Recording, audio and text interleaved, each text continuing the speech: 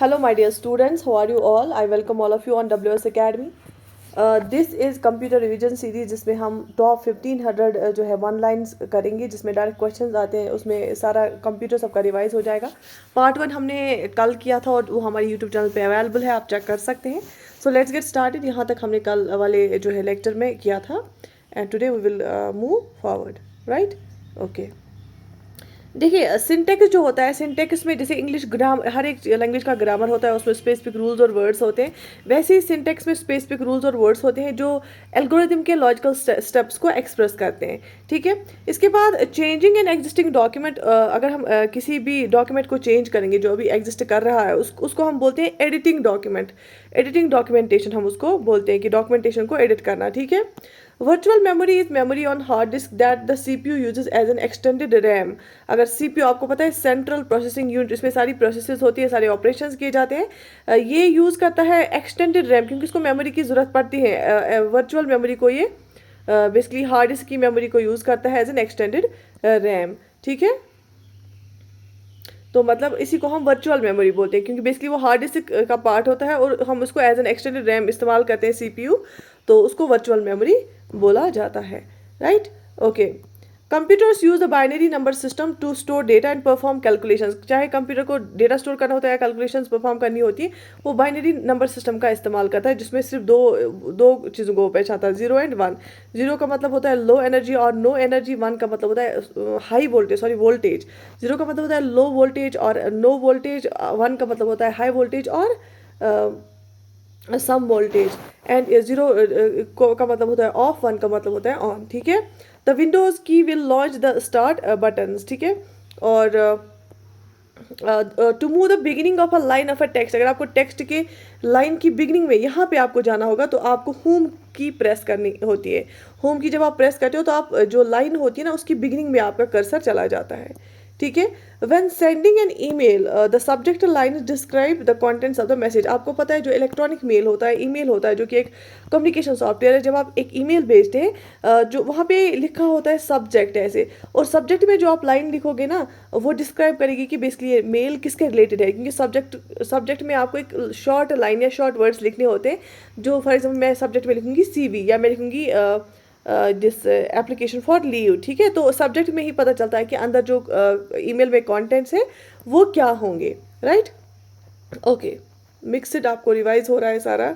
Okay, tables, paragraphs and indices work with when formatting text in word. तो word में आप जब अगर आपको फॉर्मेट करना है टेक्स्ट को, आप टेबल्स भी डाल सकते हैं, आप पैराग्राफ्स भी डाल सकते हैं, आप इंडेक्सेस भी डाल सकते हैं, जो आपको चाहे।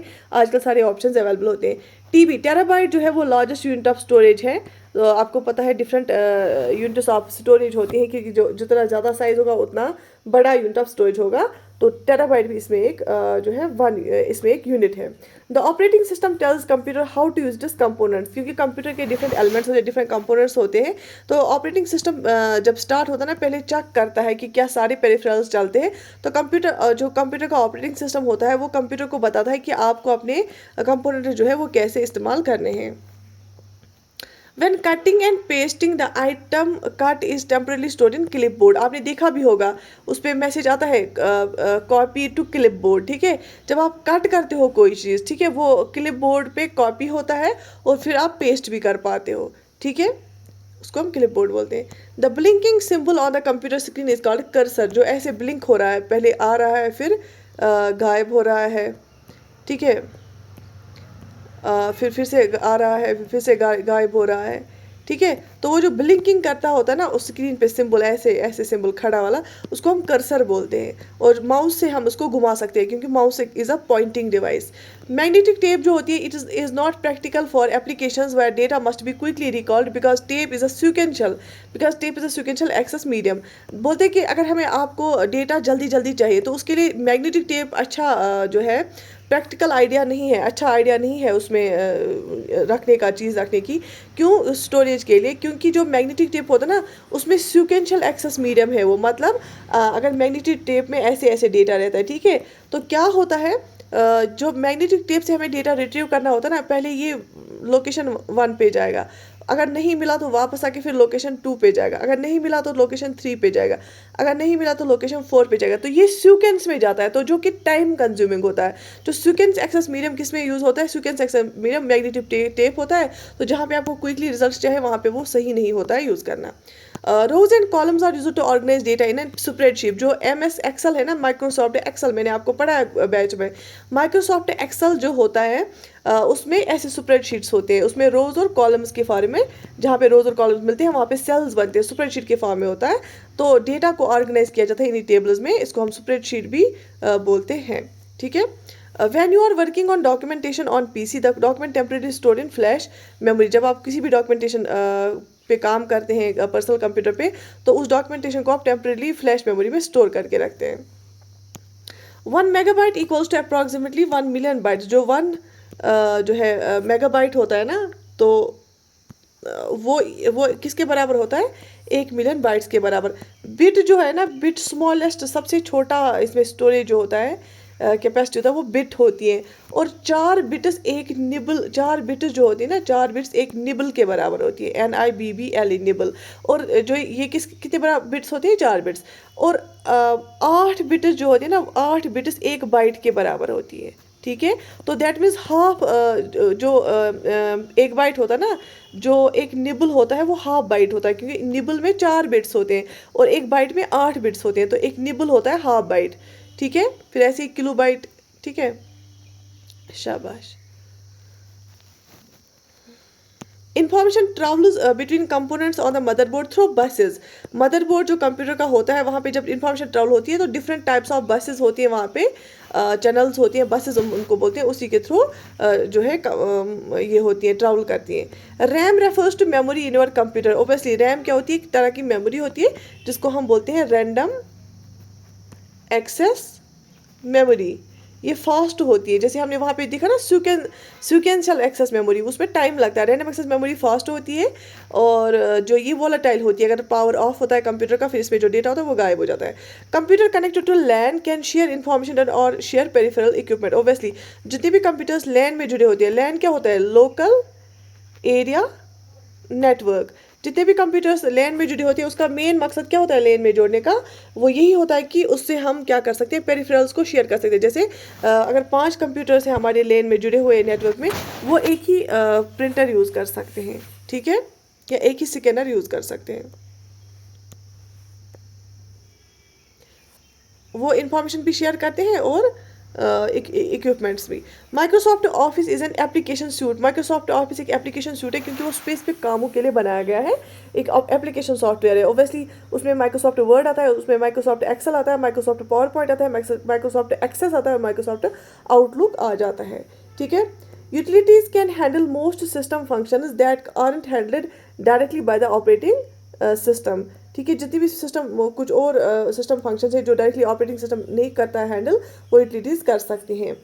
If you receive an email from someone you do not know, then you should delete it without opening it. अगर आपको कोई ईमेल आता है, ठीक है, और आप उनको जानते नहीं हो, अननोन लग रहा है, तो उसको आपको पढ़े बिना उसको डिलीट करना चाहिए, क्योंकि अगर आपने उस पर क्लिक किया, अंदर से कोई लिंक थी उस पर क्लिक किया, तो इसका मतलब ये भी हो सकता है आपको हैक करने के लिए वो जो है वो फिशिंग लिंक भी हो सकती है। ठीक है, या स्पैम जैसे आता है, अनवांटेड मेल्स आते हैं। A set of instructions telling the computer what to do is a program। Obviously मैंने आपको बोला, जो हम कमांड्स देना या कंप्यूटर को बोलते हैं कि क्या करना है, उसको हम इंस्ट्रक्शन बोलते हैं, उस स्टेटमेंट को हम इंस्ट्रक्शन बोलते हैं। और जब इंस्ट्रक्शंस का सेट होता है, बहुत सारी इंस्ट्रक्शंस होती है, उसको हम प्रोग्राम बोलते हैं। और जब प्रोग्राम्स का सेट होता है उसको हम सॉफ्टवेयर बोलते हैं। ठीक है, ओके। इससे आपका सारा कंप्यूटर से रिवाइज हो जाएगा। LAN refers to small single site network. LAN refers to local area network. ये छोटा एक साइट नेटवर्क होता है। A collection of programs that controls how your computer system runs and processes information is called operating system। Operating system क्या होता है? एक software होता है, उसमें डिफरेंट तरह के एक कलेक्शन ऑफ प्रोग्राम्स होते हैं ना, बहुत सारे प्रोग्राम्स होते हैं जो आपके कंप्यूटर सिस्टम को कंट्रोल करता है और उसको रन करता है और इन्फॉर्मेशन प्रोसेस करने में हेल्प करता है। तो ऑपरेटिंग सिस्टम हम उसी को बोलते हैं। वो कंपोनेंट्स को चेक करता है, क्या काम करे कि नहीं करे, कंप्यूटर को स्टार्ट होने में हेल्प करता है, बाकी काम करने में भी हेल्प करता है। Device drivers are small special purpose programs. जो डिवाइस ड्राइवर्स होते हैं ना वो स्पेशल पर्पस प्रोग्राम्स होते हैं, स्मॉल प्रोग्राम्स होते हैं। अच्छा, transformation of input into output is perform by CPU. जब हम कोई इनपुट देते हैं और फिर वहाँ हमें आउटपुट मिलता है, फॉर एग्जाम्पल हमने इनपुट दिया 2+2 और आउटपुट क्या आया 4, ठीक है, तो ये प्रोसेस कौन करता है? सीपीयू करता है, सेंट्रल प्रोसेसिंग यूनिट। और मैंने आपको बार बार ये समझाया है, सेंट्रल प्रोसेसिंग यूनिट जो होता है ना, इसमें क्या होता है, इसमें एएलयू होता है, अर्थमेटिक लॉजिक यूनिट, जहाँ पे ऑपरेशंस होते हैं, और कंट्रोल यूनिट वो सारी चीज़ों को कंट्रोल करता है।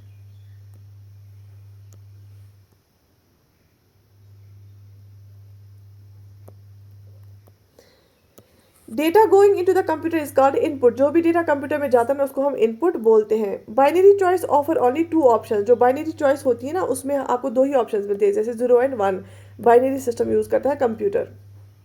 To intend the first paragraph of a report you should use a tab key. Tab key से एक तो स्पेस भी मिलती है और पैराग्राफ भी स्टार्ट होता है, राइट?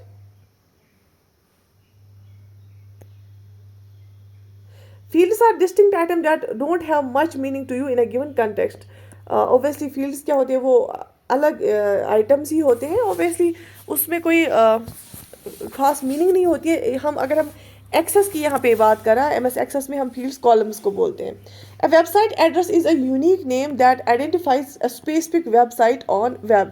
तो www जो है वेब पे क्या हमें मिलता है, एक पर्टिकुलर एड्रेस होता है एक वेबसाइट का, और अगर आप उस एड्रेस को टाइप करके सर्च करेंगे तो आपको बराबर उस वेबसाइट पे पहुंच जाओगे आप।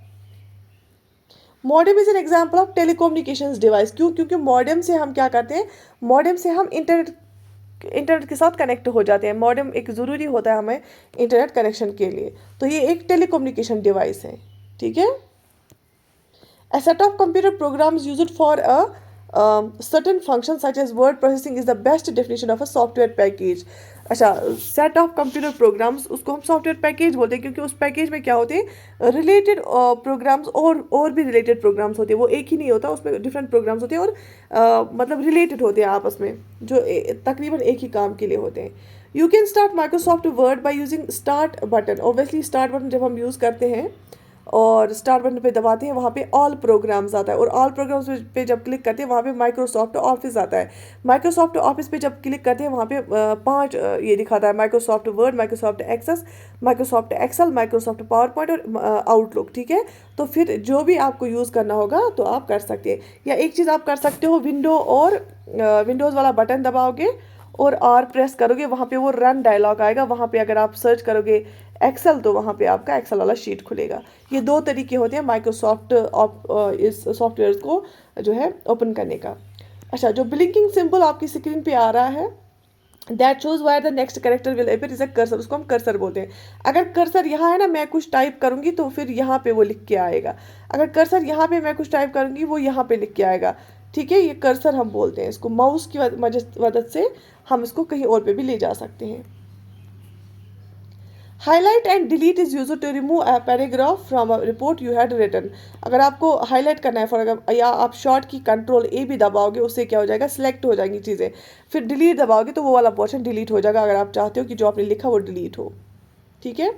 Date and time are available on the desktop and task bar. आपको पता है डेट और टाइम हमारे टास्क बार पे दिखता है, हमारे कंप्यूटर पे जो टास्क बार होता है ना, जो हमें दिखती है स्क्रीन मॉनिटर पे, उस पर सारी चीज़ें होती है, उसमें डेट और टाइम भी होता है। ए directory with in directory is called सब डायरेक्टरी। एक डायरेक्टरी में जब दूसरी डायरेक्टरी होती है ना उसको हम सब डायरेक्टरी बोलते हैं। टेस्टिंग क्या होती है? Testing is a process of finding errors in software code. जब हम सॉफ्टवेयर कोड में देखते हैं कि इसमें कोई एरर तो नहीं है तो उस प्रोसेस को हम टेस्टिंग बोलते हैं, ठीक है। Okay, in Excel charts are created using chart wizard option. Chart wizard की हेल्प से हम माइक्रोसॉफ्ट एक्सेल में चार्ट्स का इस्तेमाल करते हैं। इवन उसमें टेबुलर फॉर्म्स होते हैं, स्प्रेडशीट्स होते हैं, लेकिन उसके साथ साथ हम चार्ट्स भी इस्तेमाल कर सकते हैं, उसमें ग्राफ्स भी जो भी हमें चाहिए उसमें हम इस्तेमाल कर सकते हैं, ठीक है। Micro computer hardware consist of 3 basic categories of physical equipment, system unit, input output and memory, ठीक है।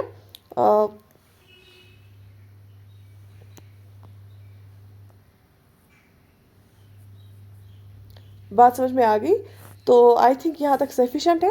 Do right in the comment section. और कल वाले इस पार्ट का बहुत अच्छा रेस्पॉन्स मिला था, सो दैट मैंने दूसरा पार्ट लाया। इंशाल्लाह हम 1500 वन लाइनर्स करेंगे, उससे आपकी पूरी कंप्यूटर्स जो है रिवाइज हो जाएगा। ठीक है, तो आज के लिए आपके लिए क्वेश्चन है कि अगर आपको MS वर्ड में हेल्प चाहिए, ठीक है, तो आप कौन सा शॉर्टकट की इस्तेमाल करोगे। मैंने आपको पढ़ाया है बैच में, आप कौन सा शॉर्टकट की इस्तेमाल करोगे अगर आपको MS वर्ड में हेल्प की ज़रूरत पड़ती है तो। ठीक है, तो बाकी I wish you all the best. Do subscribe to our channel, like the video and share it with your friends. I wish you all the best.